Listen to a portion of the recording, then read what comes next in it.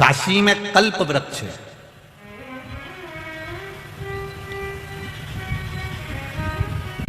देवलोक में कल्प वृक्ष है, कई जगह पर लोग कल्प वृक्ष लगाते भी हैं। सारी दुनिया में कल्प वृक्ष है। उस कल्प वृक्ष के नीचे कोई बैठता है और बैठा तो जो मांगता है वो उसको मिलता, कामना की पूर्ति होती। अब कल्प वृक्ष से जो मांगा गया, कल्प वृक्ष के नीचे बैठकर जो होता है, एक कथा आती है अग्नि पुराण के अंतर्गत। एक कल्प वृक्ष के नीचे एक व्यक्ति जाकर चलते चलते चलते चलते थक कर कल्प वृक्ष के नीचे बैठ गया। उसको नहीं मालूम कि यह कल्प वृक्ष है। उसने बस उसके नीचे बैठा और बैठते से सोचा, भगवान बहुत भूख लग रही है, परमात्मा कहीं से भोजन आ जाता तो अच्छा। इतनी देर में चांदी की थाली में सोने के कटोरे लगे हुए, भोजन क्या भरपेट भोजन मिला, कहीं से गादी तकिया आ जाए तो मैं तो सो जाऊं। इतनी देर में गादी तकिया भी आ गया, वो सोने भी लगा, लेटा ही था। इतनी देर में उसके मन में आ गया और कहीं से शेर आ गया और मुझे खा गया तो। इतनी देर में शेर भी आ गया, उसको निपटा भी गया। उसको नहीं मालूम कि मैं कल्प वृक्ष के नीचे बैठा हूं। अगर उसको मालूम होता ना कि यह कल्प वृक्ष है तो वो ये सब चीज नहीं मांगता। सबसे पहले मांगता कि भगवान मुझे ये दे देना, भगवान मुझे वो दे देना। उमा जी ने भगवान महेश से प्रश्न किया है, भगवान महेश से प्रश्न किया है कि भोलेनाथ, हे महेश, हे बाबा देवादिदेव महादेव, मेरा निवेदन है, सतयुग है कल्प वृक्ष है, त्रेता युग है कल्प वृक्ष है, द्वापर युग है कल्प वृक्ष है। इस कल्प वृक्ष के नीचे जो बैठता है उसे वो मिल जाता है। क्या कली काल में कोई कल्प वृक्ष नहीं होगा? देवादिदेव महादेव ने जो कहा, मैं इस बड़ोदरा की पावन धरा से कहना चाहूंगा, आप भी जरा ध्यान लगाकर सुनना। जितने आस्था चैनल पर सुन रहे हो, जितने फेसबुक यूट्यूब पर सुन रहे हो, और जितने इस बड़ोदरा के पावन ग्राउंड में बैठकर सुन रहे हो, लाखों की संख्या में आप आए हो, उसको ध्यान लगाकर सुनिएगा जरा। माता उमा भगवान महेश से कह रही हैं कि सतयुग में कल्प वृक्ष है, त्रेता में कल्प वृक्ष है, द्वापर में कल्प वृक्ष है, क्या कलयुग में कल्प वृक्ष नहीं होगा? भगवान महेश ने कहा, कौन कहता है माता उमा कि कलयुग में कल्प वृक्ष नहीं होगा? कल्प वृक्ष तो होगा, पर उस वृक्ष के नीचे कोई भी कितना भी बैठकर मांग ले उसे कुछ नहीं मिलेगा, कुछ नहीं मिलने वाला। सुन लो रे बड़ोदरा वाली जीजियों अच्छे से, और जितने बैठे हैं मेरे जी जाऊं, तुम भी अच्छे से सुन लो, ध्यान से सुनिए।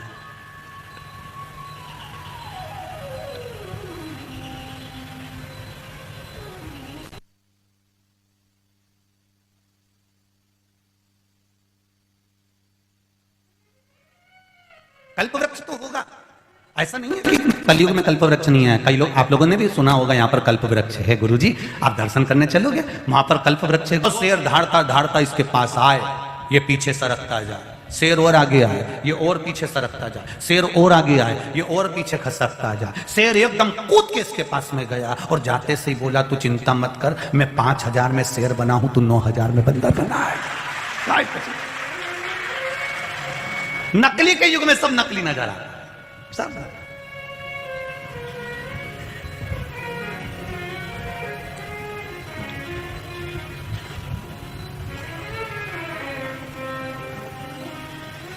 वाह वारी दुनिया, मतलब की दुनिया में किसी का कोई नहीं। बहुत कठिन है असली मिलना। आज के जमाने में असली घी नहीं मिलता तो असली गुरु कहां से मिलेगा? बहुत ढूंढना पड़ेगा, बहुत। इतना गुरु हो गया, इतना गुरु हो गया, 2 रुपए किलो में ढूंढ लो। तुम जाना किसी कुंभ के मेले में ढेर गुरु ही गुरु मिलेगा, ढेर सारा। साहब इनका इतना, इनका इतना, इनका ये मठ ने, उनका ये मंदिर ने, उनका ये इतना गुरु। अब इसमें पहचानो तो असली कौन सा है रे? असली कौन सा है? तो शिव महापुराण की कथा कहती है, असली वही मिलेगा जो तुम्हें बस खुद से ना जोड़कर परमात्मा से जो जोड़ दे, राम नाम और कृष्ण नाम, शिव नाम से जोड़ दे, बस वही असली। जो आपको अपने घर का पता बताए, जो आपको अपना पता बताए वो असली नहीं हो सकता, जो आपको परमात्मा का पता बता दे बस वही असली हो सकता है, बाकी का दुनिया में सब नकली है, सब नकली। उमा माता ने कहा महादेव जी से, महेश्वर भगवान से, तो क्या कल्प वृक्ष नकली होगा? नहीं, जो नीचे बैठा है वो नकली है। अगर वो असली होता और कल्प वृक्ष के नीचे बैठता तो कल्प वृक्ष उसको देता। तो फिर संसार के लोगों के लिए वो कौन सा कल्प वृक्ष है कि पापी से पापी भी उस कल्प वृक्ष के नीचे जाकर बैठ जाएगा और उसकी मन की कामना पूरी हो जाएगी। तो मेरे भगवान महेश ने कहा वो कल्प वृक्ष एक है जो तुमरुका जी ने चंचुला को शिव महापुराण की कथा सुनाई। वो कथा का जहां पंडाल लगेगा वो कल्प वृक्ष है कि पापी से पापी भी बैठ गया तो भी फल पाकर ही जाएगा। कोई कैसा भी बैठा है उसे फल मिलेगा, भले वो किस भाव से बैठा, उसने ये सोचकर बैठा कि मुझे मिलना चाहिए, मिलेगा। इसलिए हम शिव महापुराण में बार बार कहते हैं ये साधारण शिव पुराण नहीं है, ये वो कल्प वृक्ष है जिस कल्प वृक्ष के नीचे जो बैठ गया उसको वो मिल गया। भले तुम चैनल पर सुन रहे हो, भले तुम मोबाइल पर सुन रहे हो, पर कल्प वृक्ष की छांव में अगर कथा सुन रहे हो, तुमने जो मांगा है, तुमने जो कहा है, श्री शिवाय नमस्तुभ्यम बोलकर जो तुम अपने दिल की बात देवाधिदेव महादेव से कह रहे हो, ये निश्चित है कि तुम्हें, हम तो कहेंगे 3 महीने में भी बहुत टाइम लगेगा। अभी गुजरात वालों को तो 2 कथा मिली है, ये मेरा विश्वास कहता है। जिन्होंने यहां कथा सुनी है उनका अगला ऐसा पत्र, ये मेरा विश्वास कहता है कि पावागढ़ के पास में जो कथा है उसमें मिल जाए। अब 3 महीने तो दूर है, पावागढ़ की कथा कब की है? शायद जनवरी फरवरी में, 23 जनवरी ना, हाँ सही छे। हाँ नहीं तो तुम मालूम पड़े।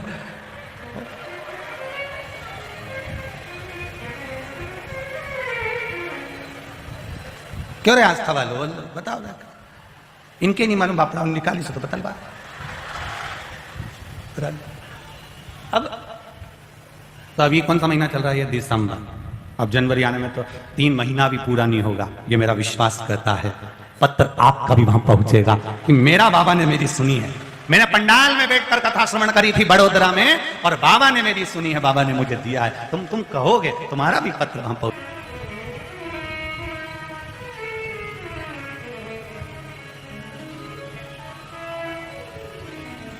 महाराज शिव महापुराण की कथा कल्प वृक्ष का कार्य करती है, कल्प वृक्ष का। सखीरी काशी वाले से हमारी लड़ गई अखियां, सखीरी काशी वाले से हमारी लड़ गई अखियां, सखीरी काशी वाले से हमारी लड़ गई अखियां,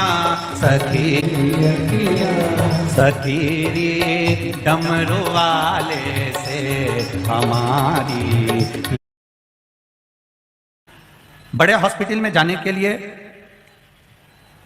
भेजा गया और बेटी को दिखाया। जब बेटी को 2 रिपोर्ट अल्ट्रासाउंड की जिसमें उसकी दोनों आंतें जुड़ी हुई थीं और तीसरी रिपोर्ट जब बेलपत्री और जल पिलाकर उसको लेकर गए और बेटी का जो पेट चेक किया गया और बाद में फिर अल्ट्रासाउंड फिर से कराया गया, तब दोबारा अल्ट्रासाउंड में जो आया, डॉक्टर भी आश्चर्य में पड़ गया कि वो पूरी रिपोर्ट वापिस नॉर्मल आ गई और दोनों जो जुड़ा हुआ था वो नहीं मिला और बेटी मेरी ठीक है। अब ठीक है बाबू, श्री शिवाय नमस्तुभ्यम, दोनों हाथ हिला दो एक बार, हर हर महादेव। गुड़िया आइए साथ में, अच्छा यही है, ठीक ठीक ठीक है, हर हर महादेव। बैठिए, एक पत्र और बड़ा सुंदर है, देखिए।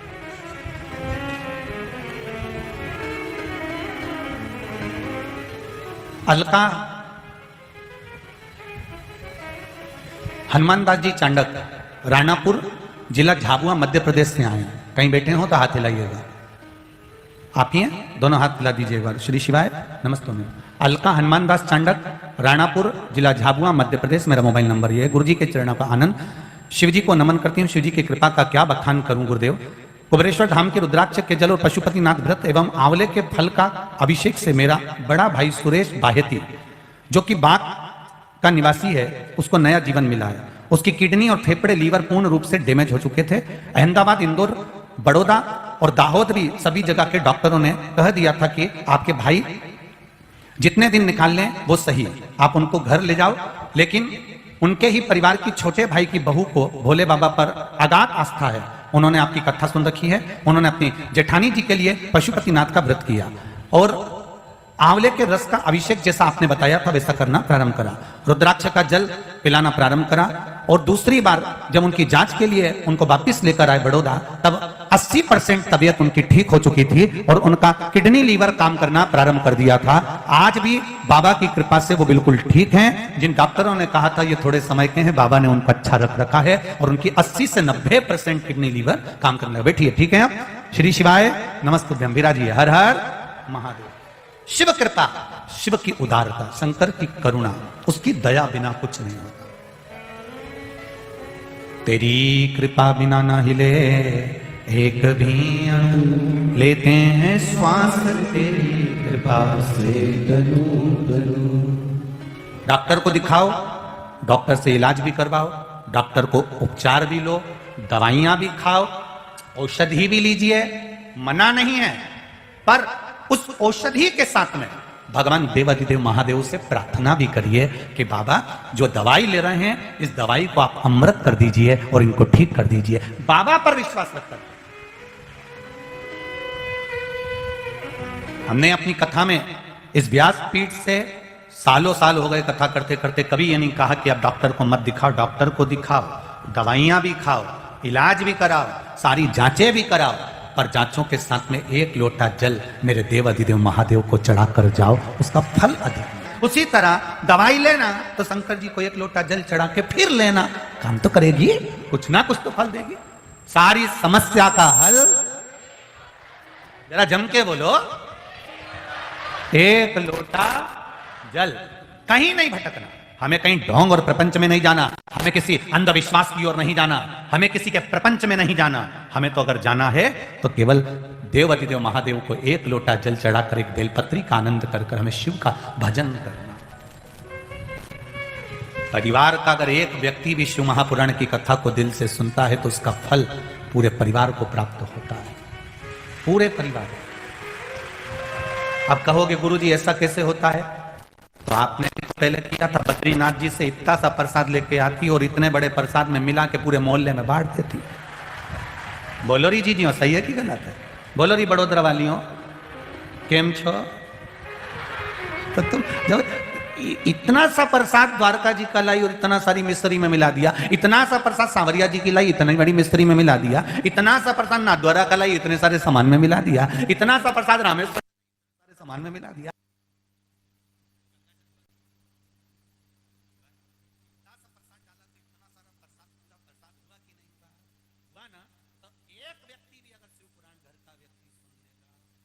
पूरे परिवार को टच स्क्रीन जैसा मिलेगा कि नहीं?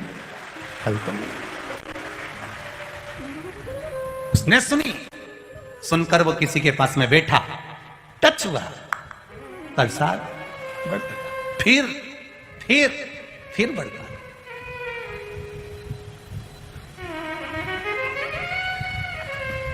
भगवान देवाधिदेव को प्रसाद थोड़ा सा है पर उसका फल अधिकता।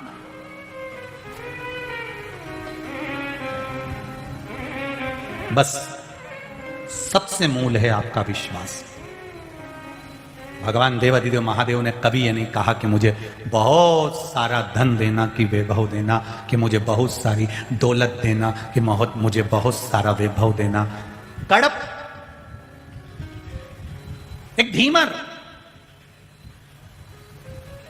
जो पशुओं को मारता था, पक्षियों को मारता था, कच्चा उनको खा जाता था, ऐसा धीमर कड़प।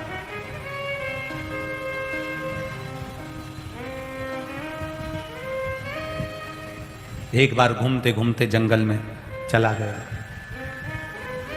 किसी के मुख से उसने सुना था बहुत पहले कि भगवान देवाधिदेव महादेव जब राजी होते हैं तो बहुत कुछ दे जाते हैं।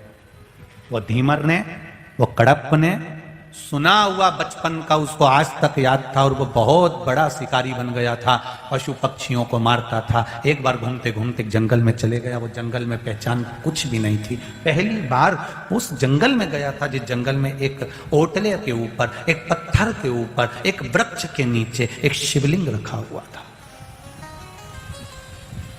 शिवलिंग जरूरी नहीं कि बहुत बड़ा शिवलिंग है तो वो ज्यादा पूजनीय होगा, छोटा शिवलिंग है तो वो कम पूजनीय होगा, ऐसा हमारा शिव पुराण नहीं कहता। शिव महापुराण की कथा कहती है शंकर भगवान का शिवलिंग घर में अगर एक अंगुष्ठ की आकृति के बराबर भी है तो वो हमको सुख देने वाला है।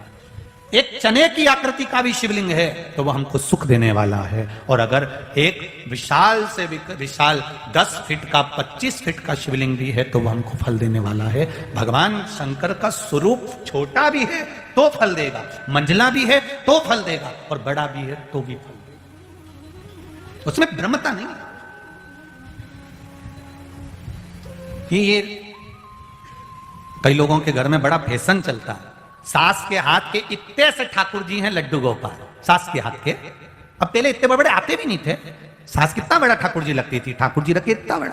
अब नई नई बहुएं आई, मम्मी, अरे ओ मम्मी, मम्मी बोली हाँ अरे बहू बेटा क्या हो गया, अब तुम्हारे भगवान की सेवा मेड़ से नहीं बनती। क्यों नहीं बनती?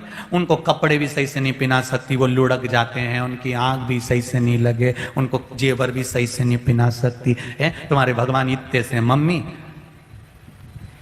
मेरी मम्मी बोल रही है मैं वृंदावन जा रही हूं, छोरी तेरे लिए बड़ा वाला ठाकुर जी ला दूं क्या? मम्मी मंगवा लूं क्या? अब मां क्या बोले? जब एक माता ने आज्ञा कर दी तो दूसरी माता कैसे मना कर दे?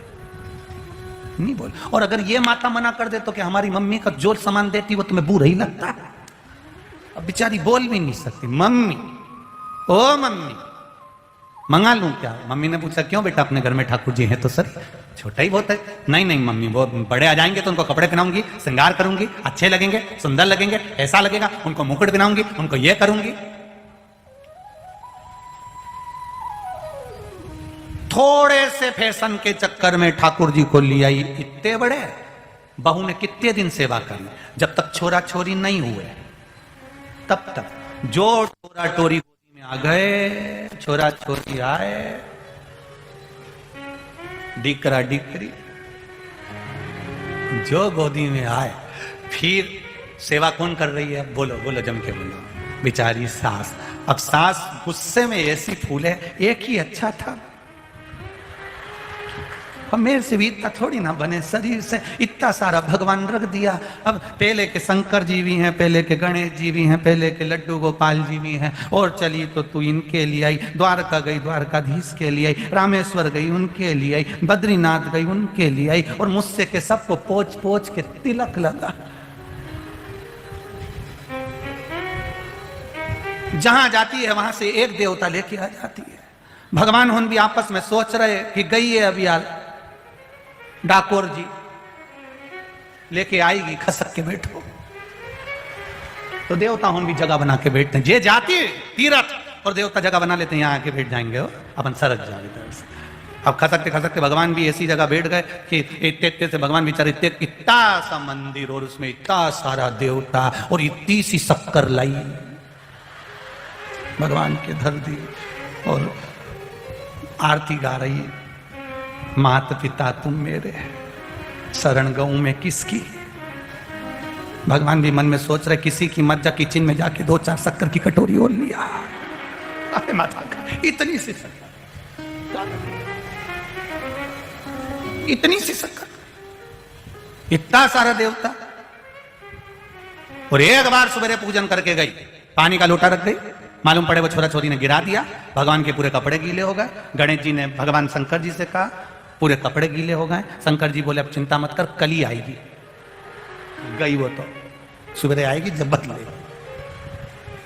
नहीं नहीं, शिव कथा कह रही है तुम्हारे घर में अगर तुम्हारी सास के हाथ के ठाकुर जी हैं, भले कितने भी छोटे हैं, वो 50 साल, 100 साल, 25 साल, 10 साल पुराने हैं। जितने जितने ठाकुर की मूर्ति पुरानी होती चली जाती है उसमें भजन का बल बढ़ता चले जाता है। उसको रखो, फैशन के चक्कर में मत रहो।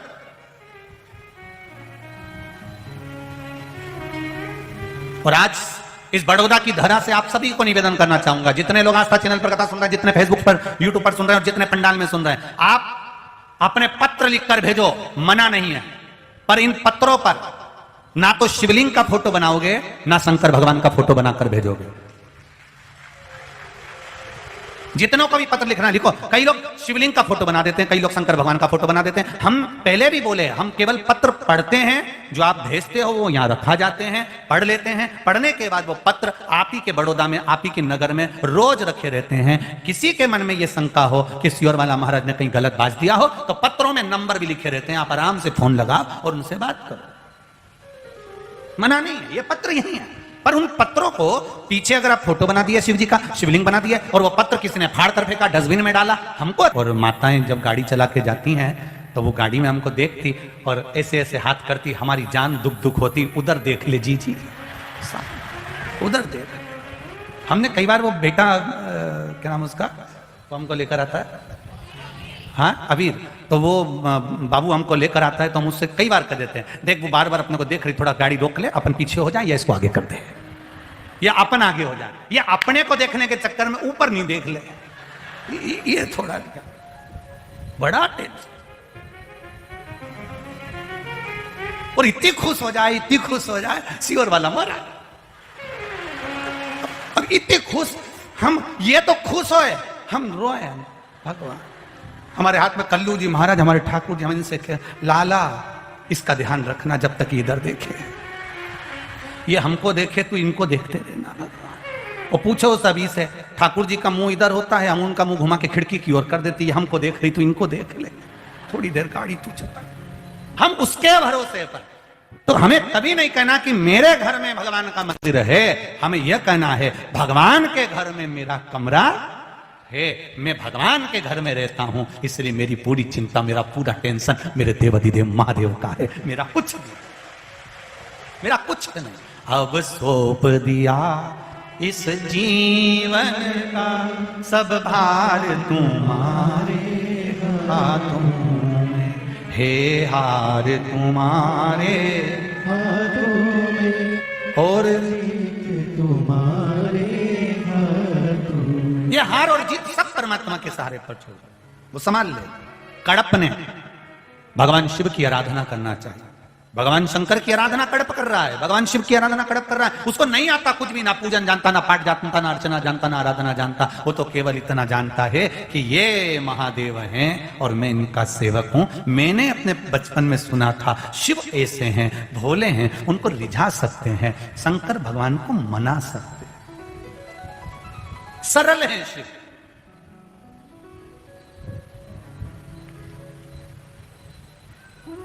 सारे मंदिरों में राजसी ठाट रहता है, पर महादेव के मंदिर में कोई राजसी ठाट नहीं। महादेव के मंदिर में जो आए, एक लोटा पानी लाओ, चढ़ाओ, बेलपत्र चढ़ाओ, अपने घर जाओ। शंकर जी कहते हैं मेरे मंदिर में ज्यादा बैठो भी नहीं, यहां बैठ के करोगे क्या, इतना समय क्यों बर्बाद करोगे, जाओ अपने घर पर महाभजन करो।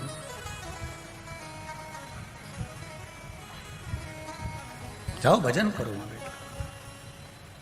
मैंने तेरे ही भरोसे बाबा, तेरे ही भरोसे हवा बिच उड़ती जावागी, बाबा डोर हथो छठी नामे कटी जावागी।